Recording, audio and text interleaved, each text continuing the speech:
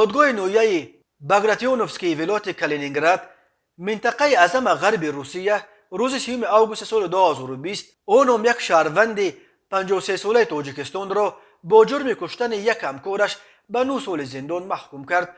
دادگاه گفت او و نه چند مدت در یک کارخانه پلیتبراری در ولایت کالینینگراد همکار بودند. از بس که نه دائم او را در جای کار تحقیر میکرد و شان و شرفش را پست میزد، بین آنها پیوسته مناقشه ها صورت میگرفتند.